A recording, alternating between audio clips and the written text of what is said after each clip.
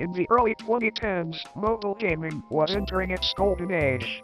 Children around the world were beginning to spend time on apps that combined animation, voice mimicry, and artificial intelligence in playful and interactive ways. Among them was Talking Angela, developed by Outfit 7 as part of their successful Talking Tom and Friends franchise. Released in late 2012 for iOS and early 2013 for Android, the app featured Angela, a white anthropomorphic cat who could hold conversations, repeat what users said, and respond with pre-written lines or AI-based dialogue. She sat in a Parisian cafe, blinking, smiling, and engaging with a player through text or speech.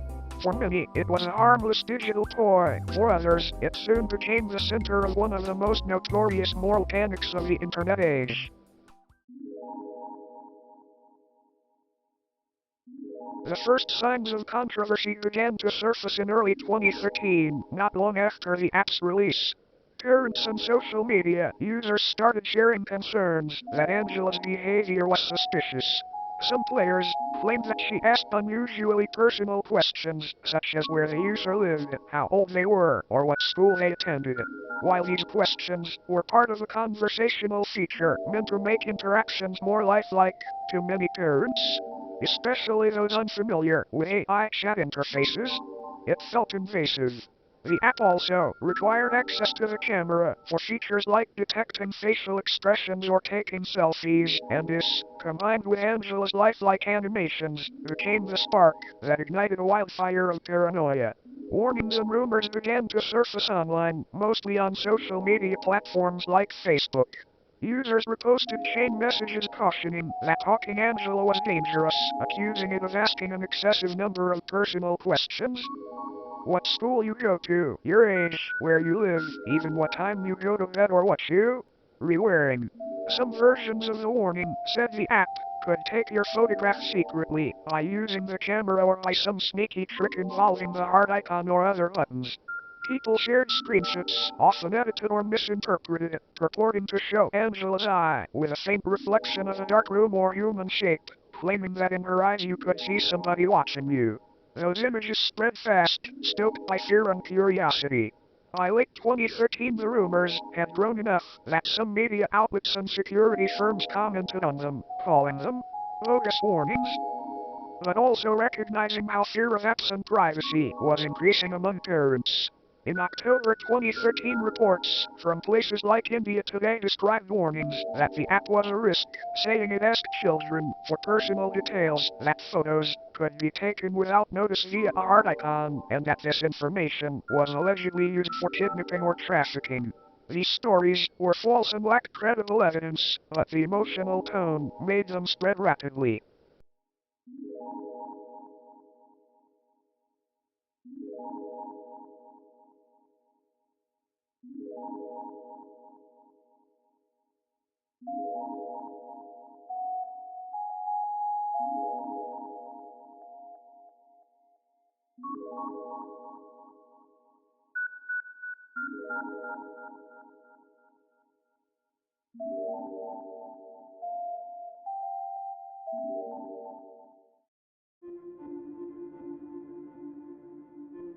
In February 2014, a chain message began circulating across Facebook and Instagram, written in a tone that felt personal, as though it came from a concerned parent. It read something like this: "Parents, please be aware. My friend's daughter was talking to the Talking Angela app last night and it asked her what her name was, what school she went to, and where she lived. This morning she didn't show up to school. They found her phone on her bed with the app still open. Please share to warn other parents before it happens again."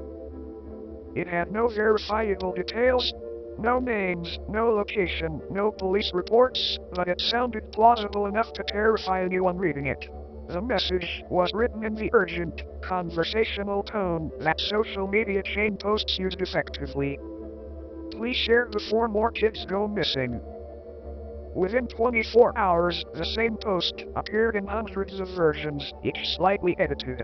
In one version, the child was from Texas. In another, from the UK. In others, the city changed to Toronto, Melbourne, Florida, or Ohio. The personalization made it feel local, like it had just happened nearby. That was the key to the panic. Every parent thought it was happening in their own community.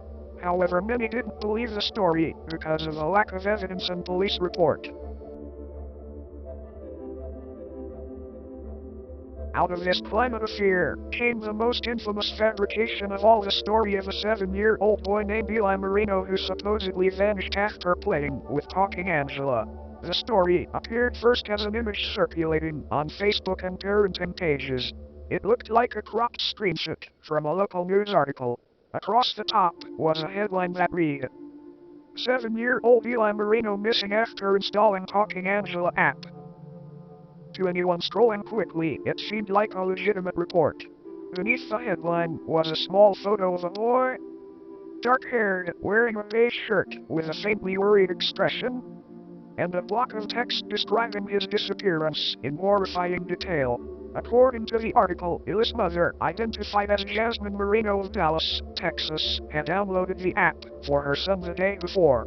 The text claimed she noticed the app asking strange questions such as, "Are your parents home?"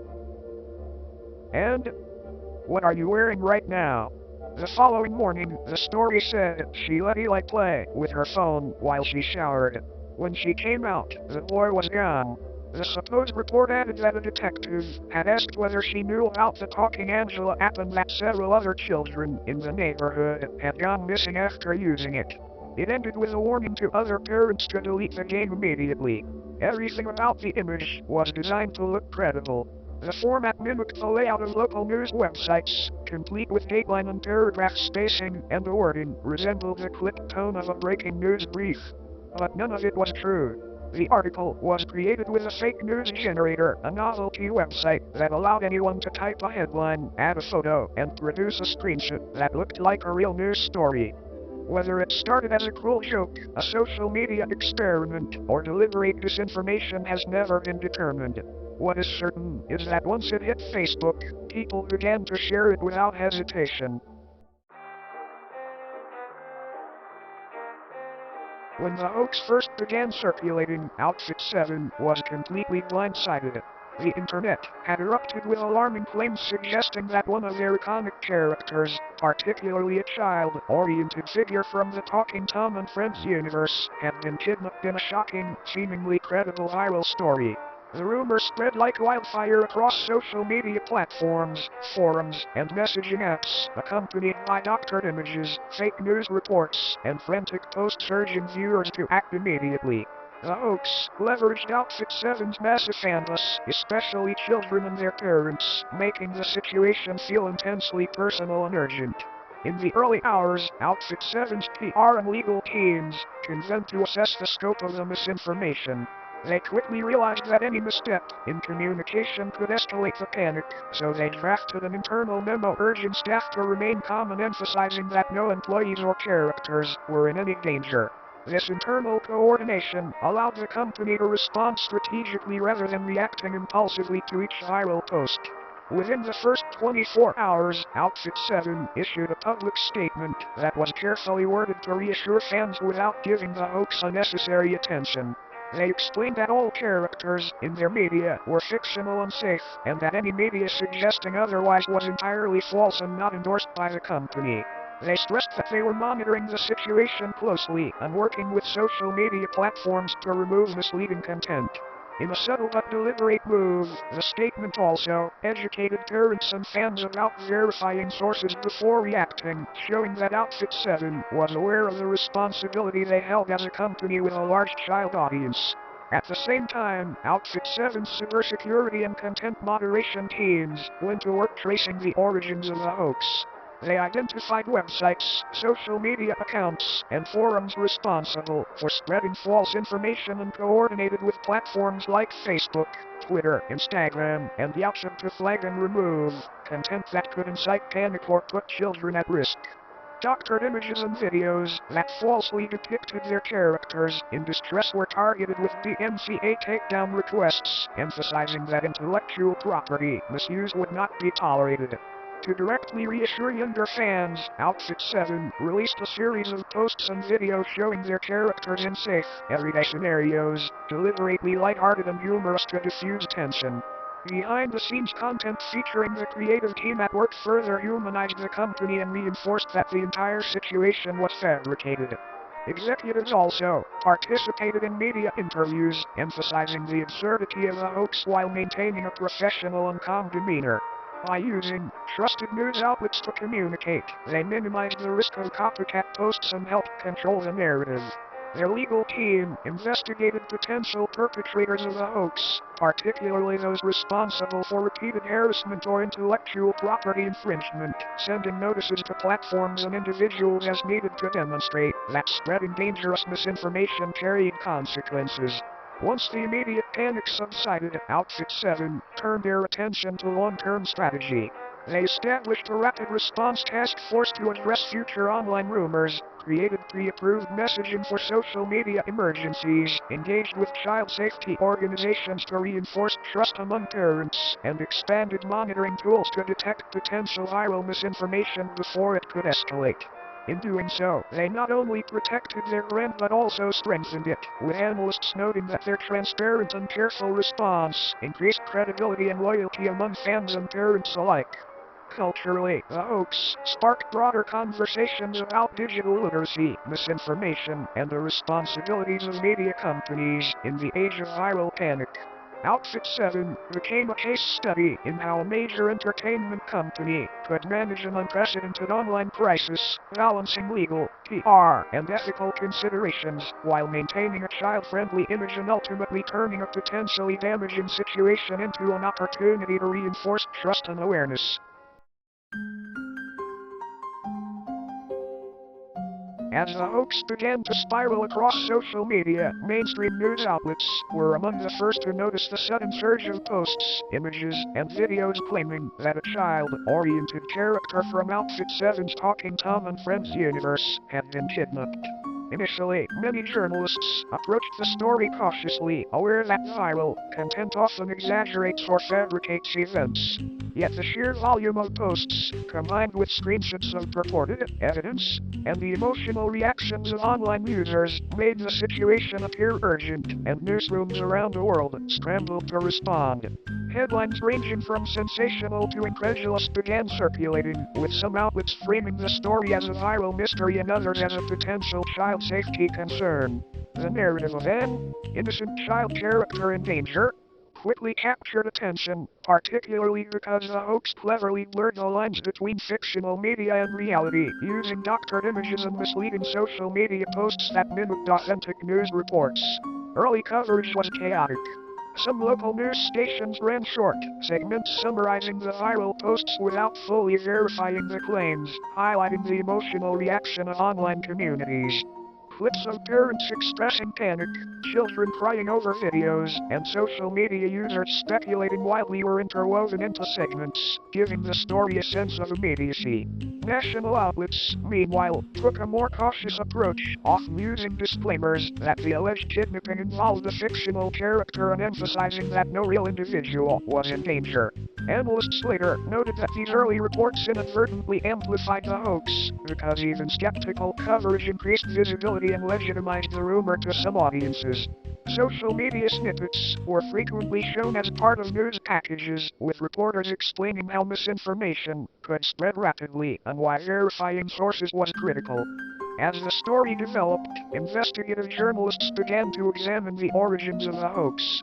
They traced viral images and videos to forums, anonymous accounts, and a few widely followed meme pages, analyzing the techniques used to make the content appear credible.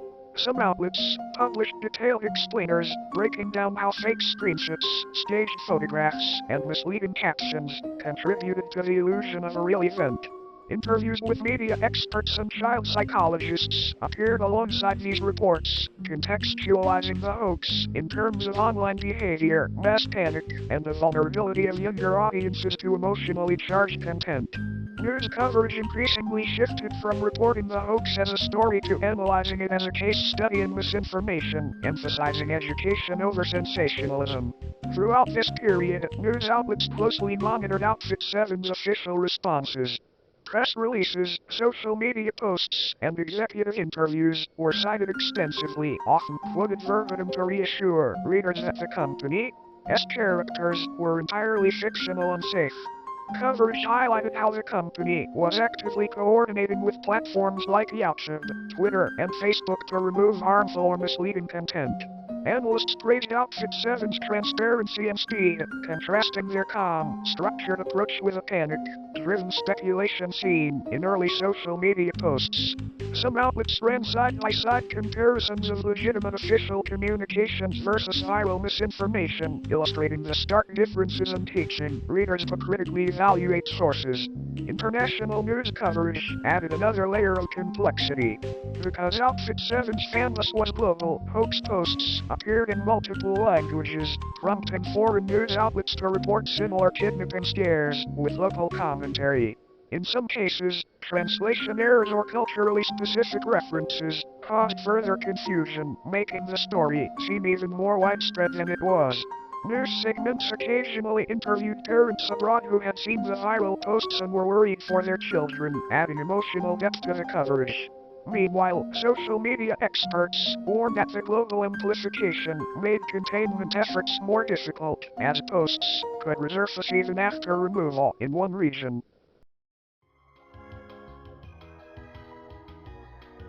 As Outfit 7's statements and media interviews began to circulate, journalists and fact-checkers quickly moved to debunk the hoax in a more systematic way. Fact-checking organizations, both independent and affiliated with major news outlets, produced in-depth analyses showing that all images, videos, and social media posts claiming a kidnapping were fabricated. Some segments meticulously broke down manipulated photos, pointing out inconsistencies in lighting, shadows, and backgrounds that proved they had been staged or digitally altered. Videos claiming to show the character in danger were revealed to be heavily edited clips from official animations, slowed down, cropped, or combined with stock footage to create the illusion of a real event. Articles and video explainers demonstrated step-by-step how the original posts had spread, tracing them back to a handful of anonymous accounts and viral meme pages. By presenting this evidence visually and in detail, fact-checkers were able to convince many skeptical readers and viewers that the incident had never actually occurred. Simultaneously, Outfit 7's efforts to contain the hoax digitally began to show tangible results. Social media platforms responded to official requests, removing or flagging hundreds of posts that violated policies on harassment, false information, or misuse of intellectual property. DMCA takedown notices were particularly effective against doctored videos and images, ensuring that the most alarming content was no longer easily accessible. As these measures took effect, online chatter began to shift. The initial wave of panic posts was replaced by commentary on the absurdity of the hoax, with users mocking the false claims and sharing explanations debunking the story. Memes and sarcastic posts, often using Outfit 7's characters humorously, became part of the process of demystifying the scare. News coverage evolved as well. Outlets that had initially reported on the hoax began producing follow-up segments emphasizing the debunking. Many ran comparisons of the manipulated media versus original content from Outfit 7, highlighting the stark differences and demonstrating how easily digital manipulation could mislead viewers. Interviews with experts in digital media literacy explained why some users had initially believed the story and why viral rumors spread so quickly, particularly among children and parents who were emotionally invested. These stories framed the hoax as a teachable moment rather than a mere embarrassment, reinforcing lessons about verifying sources and understanding how online content could be distorted. In the end, the hoax gradually faded into digital memory. While references to the fake kidnapping persisted occasionally in online memes or nostalgic discussions, the panic had completely subsided and the narrative shifted from fear to cautionary reflection. The combination of diligent fact-checking, strategic corporate communication, media literacy education, and the natural decay of viral interest ensured that the story quietly exited public attention, leaving behind lessons about the power of social media, the fragility of trust online, and the enduring importance of verifying information before reacting.